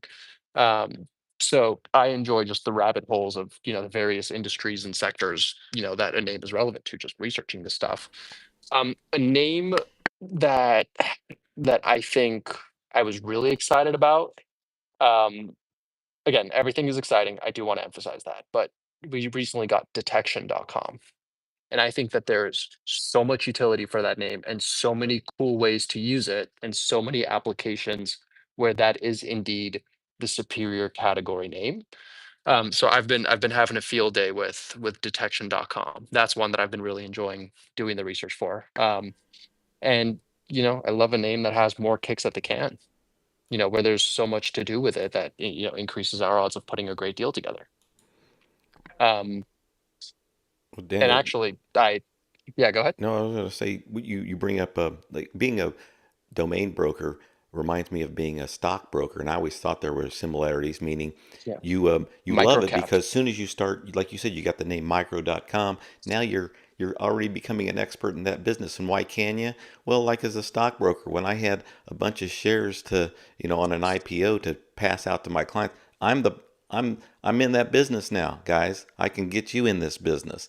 I mean, I have something that's valuable in this space, and you already, basically it's like with domain investing. We always felt like, geez, I I'm I'm part of self-driving cars because I sold self-driving auto for 15,000. I mean, you get to really uh, be part of a whole sector or a whole industry, because if you're representing a big brand in that space, you feel like, hey, I'm sitting at the table now. Go ahead. I don't even think that it's correct to say that you get to. I'm going to argue that you have to if you want to do it well. And I think that this applies to stockbroker too. Like let's just say, you're selling a stock in this like a microchip or a semiconductor company. If you want to understand the stock and where it's going to go and what risks it's up against, like you should understand how the business works, why it works the way it does. You know, how does global economy and global events and technology and whatever else, like what could affect it, how could things be affected, who are the competitors, what is everybody up to, why are they doing the things they're doing, how does this change people's livelihood. Like you should understand these things to then better understand the stock you're selling. I think that domain names are identical. I think if you really, at least with a category name, like if you understand the industry intimately, you can better understand where it's going. And if you can understand where it's going, you then know you then know where to look for those that are going in that direction and can then show them the domain. And younger companies that are growing, they're trying to make it, as they're hungry to grow, and they're going to be more nimble and like willing to pivot, as opposed to the global giant that's well established. And the domain is likely to be more appealing to them. And if it helps them cover more ground, like, which depending on the use case, it often does, and they get it, like you're more likely to have a deal there. So i think I think you have to be a part of the sector. We're going to be going for about another 20 minutes before we shut today's room down. I did want to talk about this floor price for CARES, Josh, and see what the panel has to say here. CARERS is the name that Josh has, and he was curious about what would you price it, at. I mean, what would you price it at? But then what would you have as the floor price? We'll get to that. I want to welcome this person. I have no idea who it is. Domain dealer, very few followers. If he hijacks the space, y'all track him down. Domain dealer, you're on stage. Welcome. What's your comment? Thank you, guys. I have a little question for Daniel. I don't know if he's still here. So my question is, when you aim for premium domains like detection.com that you have said, do you like aim for these domains just to have the inbound sale way, or just you market for them? That's my question. Thank you, guys. Yeah. So people, in this case, this domain, the seller did bring it to us and ask us to engage on it.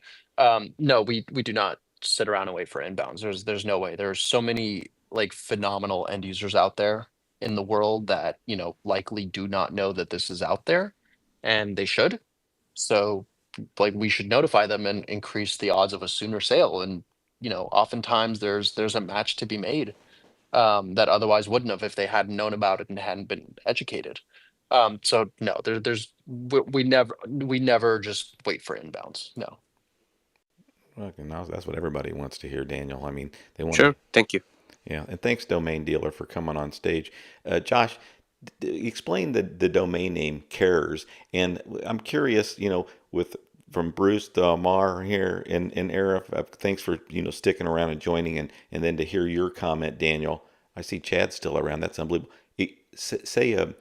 Explain what Carers is, and not necessarily how you value it, but explain it a little bit, and then we're going to ask the guys on stage what they would price it at and what they would have as a floor price for it. Go ahead. Carers.com?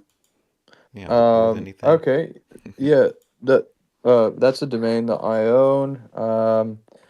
It's a very big term in the UK. It's basically the same as caregiving in the US. But rather than using the word caregiving, in the UK, they're carers. Basically looking after people that need care.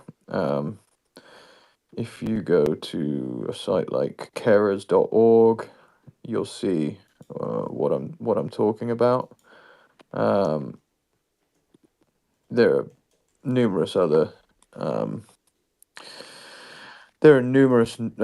companies using carers in their name. I think that it also has it's a one word.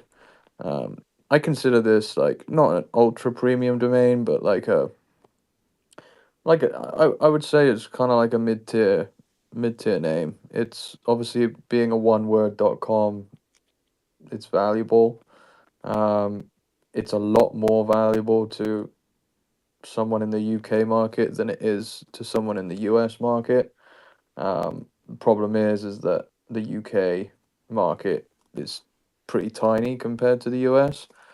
Having said that, I do think, and I know that there's still plenty of companies in the US that could use a name like that. And I had an inquiry from a company, US company within the healthcare field that made an offer on their name. I don't think I said how much the offer was, but it was for 55,000. And I think that some people might think that that's a decent offer worth considering, but I don't think that it's a name that I would sell for less than probably 200K. Might be might seem a little high, but honestly, I think personally that it's pretty low. But certainly interested in what other people think. Jeez, my eyes. You ever see buckwheat on fucking Little Rascals? I was like, fucking, my eyes were out. You said, I want at least this amount. I'm thinking, us Americans, we're like, fuck cares. Like I was joking around before, it's like a misspelling of careers. Okay, it is big, but I want to Yeah. hear Chad and then Amar only because I never get to speak to these guys. That's not true. I never speak to Amar, but I speak to Chad every day. So, Chad, first you, what do you think of carers? It's a UK term. It certainly is a replacement for caregivers, but we're here in the US. What would you take 55 grand, and what do you think about the name? Well, if I owned it, I don't know if I would take it or not. But look, it doesn't pass the radio test, right? Because if you're promoting it on the radio, people would tap in CARES, cares. So, like it's the whole conversation has been like, what's your timing? What's your resources? Can you move it to another asset? Can you replace another asset with the same quality? Do you ever want to build it into a business? Don't live with regrets, sort of thing. So, um, look, it's one of those ones. If you got an offer and you can move it around and get into another asset that you like, sure. But it's limited because again, it doesn't pass the radio test, and I like really clear and crisp assets that people can't confuse it with because people are stupid. Mar, what do you think about that? I mean, you owned it. Yeah. So when I first heard it, I'm like, that's not even a word. But then, after hearing what Josh said, and then I just kind of looked it up right now myself. Um, I would definitely hold out. Caregiving is huge and gonna grow. Uh, so I think that is a huge term, and I do love brandables. So maybe in the U.S. it's not a recognized word, but at the very least you can't deny that it's very brandable. You know exactly what that name's about when you see it. You know it's about care, right? And that's the kind of name that you can take, and a US company that's forward thinking can easily go take that and make it a brand in the US and make it very recognizable. It's short, and on the radio test, I don't know that it doesn't pass it. I think if somebody said carers.com, you'd know, but it's just because we don't recognize that. I think I'm speaking for myself. I guess I didn't recognize the word, um, but so doing a little bit of googling. It's a term in the UK, obviously, but also in Australia, and maybe in Canada. So I like it. The more sometimes those names kind of grow on you. So I would definitely hold out for six figures. I'm not sure what the right number is, but it's got to be in the six figures, in my opinion.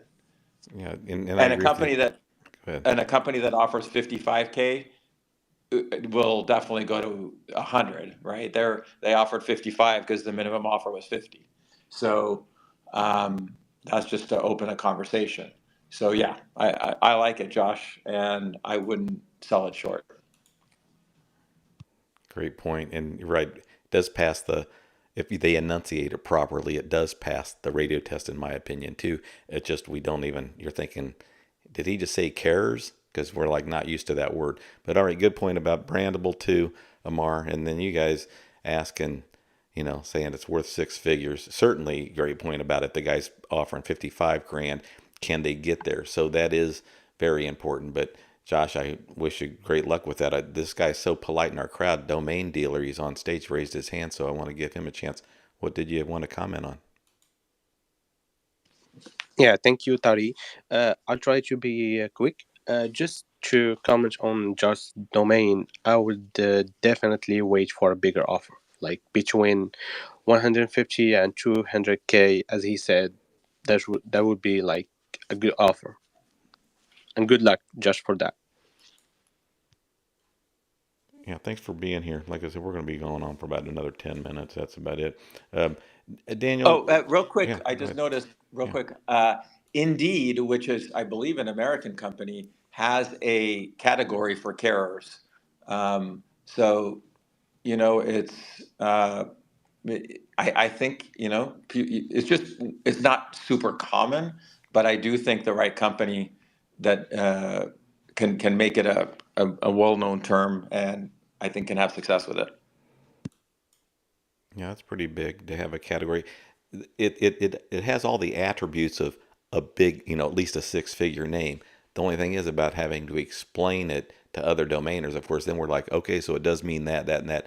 The end users are going to know. There's, outside the U.S., seems like it's fairly common. Um, Daniel, I want to ask you about selling names worldwide. Okay, so what percentage are your buyers that you are selling to from the US? And then give us the second biggest country and where are you finding big domain buyers around the world? You know, there's a fair portion of inbound sales that remain undeveloped and no idea. Just no idea. And in all fairness, after a name sells, like it's extremely rare that I look it up to see what the deal is. But there's quite a handful out there that just are undeveloped. Um, I genuinely don't know. Also, on in a lot of those, Andrew is, the point of contact at the end. So I just don't know where they're based out of. A lot are American.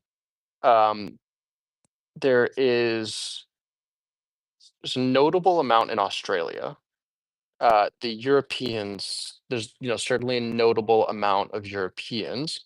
Um, in Dubai also, like we have quite a bit of inbound action from Dubai. I'm gonna say South America is not active.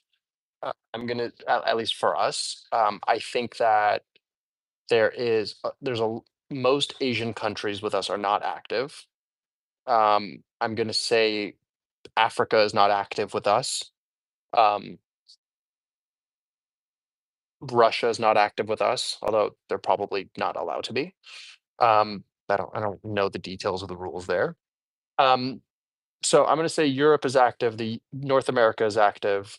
The Middle East is interestingly active. Um, India is active.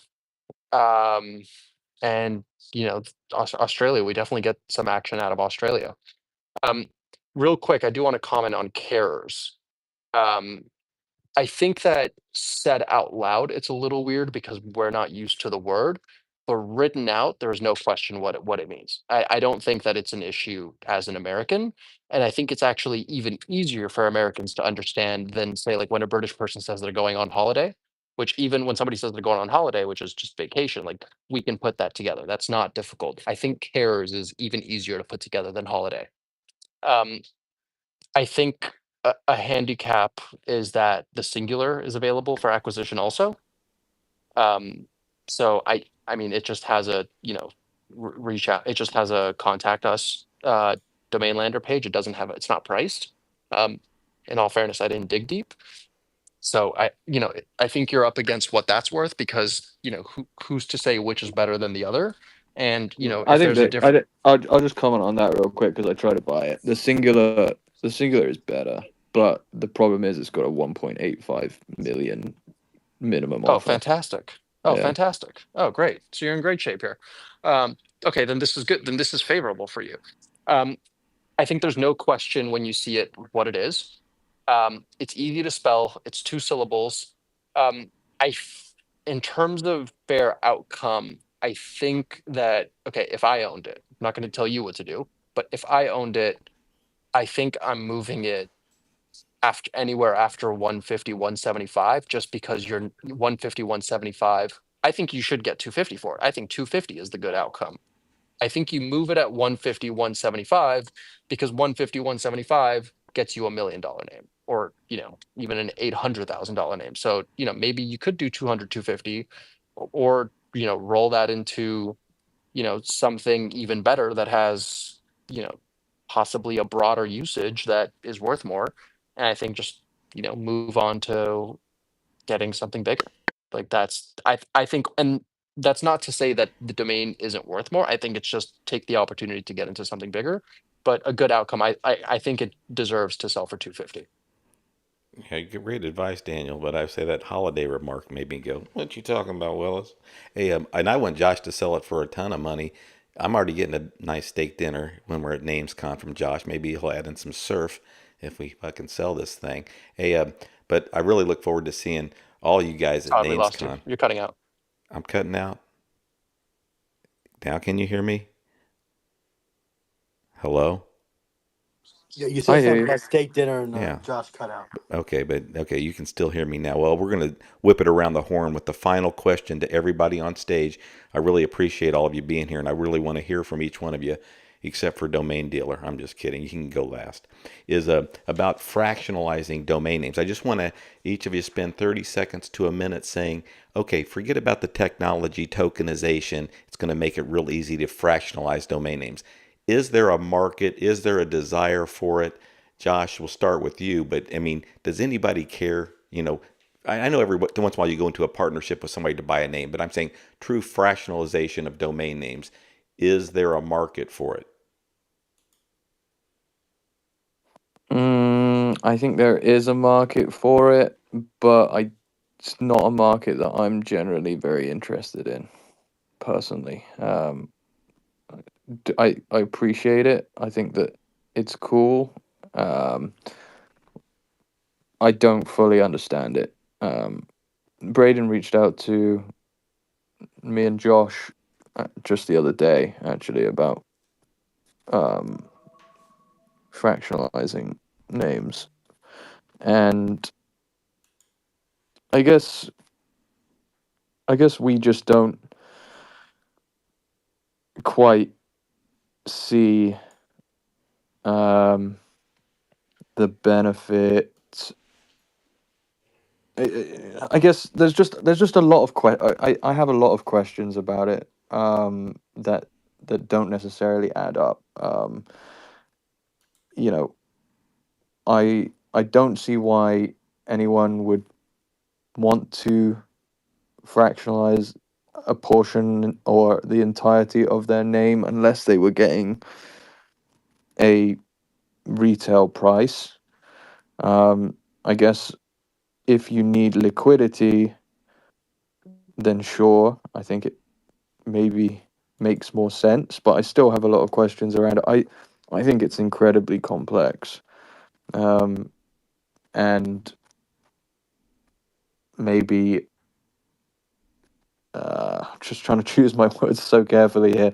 Maybe I think a lot of the people that are pioneering it, I respect a lot, but maybe underappreciate how hard it's going to be to get adoption. That's my thoughts. Yeah, they haven't worked out the details yet. A lot of this stuff but okay, Bruce, what do you think? I really don't think too much about it. That I'm not focusing on that area. I'm more focusing. If anybody knows a great broker for gourmet foods, please reach out to me. And Daniel said no in my back channel. I'm just kidding. I He made wasn't. You know what? I didn't ask Daniel because I know he's with Hilco. I didn't even ask him. yeah, you know what? Maybe Domain Dealer. He's on stage. He's got 14 followers. Now you got jokes. Hold on. Hey, Amar, what do you think about fractionalization? I'm very, very, very bullish on it, and I actually have a call in a little over an hour to talk about that with a big, potentially doing it with a very, very large global player. And so, to Josh's point about it doesn't make sense unless you're getting retail, I agree. There's no reason to fractionalize at a wholesale number um, unless you just want liquidity and/or you kind of want to, I guess, spread the risk around. I mean, in a sense, Josh, when you and I buy a name together, haven't we fractionalized it? But it's just between the two of us. So I think it's the same concept, but obviously on a much larger scale and in a way that is, if it's done correctly, kind of has management built in and it's entirely rules based. And I think that's what's been missing maybe thus far.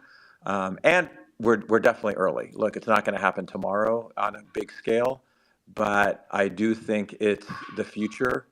And I think all real world assets or most real world assets are going to get fractionalized over time. And so I'm bullish on it. Yeah, Josh, Amar's trying to Who tell are you, who are the buyers? come on into That's the my timeshare. question. Well, you'll get a big screen if you just listen to the presentation. I don't think it's a way to sell. I think it's a way to invest. So what I think will happen is these domains, we all want them to be, recognized asset classes, right? So this is a way to bring the domain asset class to the masses and allow them to invest. And so that's who the buyer is. The buyer is investors. and it's just a way. It's like creating an ETF, a basket. So that is publicly tradable. And the issue thus far, right? And Andrew did it with a couple of names on Rally Road. The issue is Rally Road is not big enough to get the word out, and maybe wasn't marketing it properly, and it was early, right? We've all done things where we know they're good ideas, but maybe you're just ahead of your time and you're early. So that could be the situation there. That's at least part of it. But if you have a big platform that is putting it out there to its user base, like a big platform, not Rally Road, not bigger than Rally Road, I think then you can start to get some adoption. And it doesn't happen all at once, but it will happen over time. Well, I hope you can come back May, next week may I, because I want I to hear about your call. Hold on, Paul. We'll go to Paul next. We're running out of time. So Paul, then Chad, then Daniel, then Arif, and that's going to be it for today. But Paul, what do you think about fractionalization? Yeah, no, I mean, the way I look at it is there needs to be some sort of a reward mechanism in place in the form of a dividend. So, if it needs to be some sort of a revenue producing asset in order for this to work, where the revenue is divided amongst the shareholders.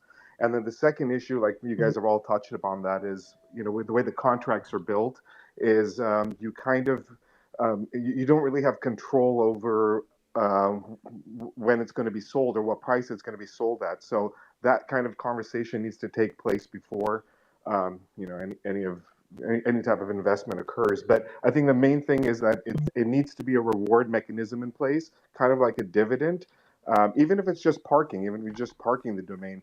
But that to me would make a little more sense because it could take 5 years. I mean, I invested in MJ as well, just like everyone else. It could take 5, 10 years for this thing to mature out. In the meantime, if there's any type of revenue that's being generated, I'd like to participate in that. But yeah, that's my 2 cents. Yeah, you're eating up a lot of time there. No, thanks, Paul. Hey, Chad, what do you think? Well, I don't like the word fractionalization. I mean, because you have to tokenize it to fractionalize it. And when you tokenize a URL and you put a smart contract around it, you give it programmatic capabilities. And in those capabilities is what you can think to the moon of ideas. But you can now set up 10% of your programmatic shares can be put into a treasury fund for legal defense autonomously. Or you can say, hey, I want to hire a content agent to start producing content, right? So your domain needs to go from a digital native asset that's sitting on a URL into an agentic and an agent focused, and you can't give it those capabilities unless you tokenize it. And so that's we got to start looking at, is not just tokenizing. We've been tokenizing shit for 5 years on realty.com. You can go there and buy shares in these companies right there. You can look at our governance of how we're going to sell a domain, and you can vote on stuff. That's not the issue. It's the issue is give it the capabilities that the asset needs to grow and increase in value. That's why you tokenize an asset, and with that you fractionalize components of the cap table on chain. Okay, you got a lot of stuff in there. Good stuff. Nice seeing you. Talk to you later. Hey, Daniel, what do you say? And then Arif, and I got to go. It's 11:58 here. I got to call at noon. All right, Daniel, what do you think? I got a couple of strong feelings here. First off, I'm extremely excited. I think it enables me to invest in domain names that I otherwise, can't quite afford yet. And, playing in the high end market, like that's kind of the stuff that I know. So it enables me to play in that. And, have my hand in many more jars as opposed to just, maybe going all in on one. Um, I think that it's interesting to investors. Let's just say you get a one-word.com that end user value is worth $1 million. Let's say you pick it up for $75,000. I think that it's a good opportunity for investors to fractionalize it and sell shares based on a 2x multiple or a 3x multiple of what they paid, so they can get, so if you let's say you pick up a name for $1 million or for $100,000, it's worth $1 million to an end user, and you fractionalize it at 200,000. You can sell off maybe 20% of it, and get double the money of what you paid for that slice, and then that liquidity, you then go do what you want with it. So I think that you could make some money on it with investors there while still holding a majority, and then doing whatever you need to do with that money. And then investors are still thrilled because they got in on a really cool name that they otherwise wouldn't have had an opportunity to be involved with, and there's still plenty of meat on that bone for them. And if they're happy with that, and the unknown amount of time it takes, great. I think it gets even more interesting if they can get big institutional investors into it who are okay with 2x over 5, 7, 8, 10 years. Because say it's better than the stock market doing 12, 13% a year. 2x over potentially anywhere between 1 and 8 years could be really exciting for them. So what if a domain investor can do 5x on the fractionalizing to an institutional investor? Everyone's happy. I think that's exciting.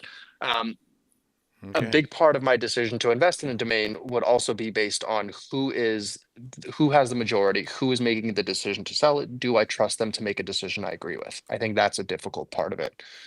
A lot of that would be on the smart contract. A lot of that. Well, you can't even go on because I got to shut it now, and I still got to give Eric a chance. I'm going to be late on my All call, good. but anyway, thanks, Daniel. For being here. I Great, really great to see appreciate you. everybody. Hey, and it's great to see all you guys. A couple of you are really smart. Hey, Eric, you got the last word, and it's going to be short. I'll probably cut you off mid sentence. Go ahead.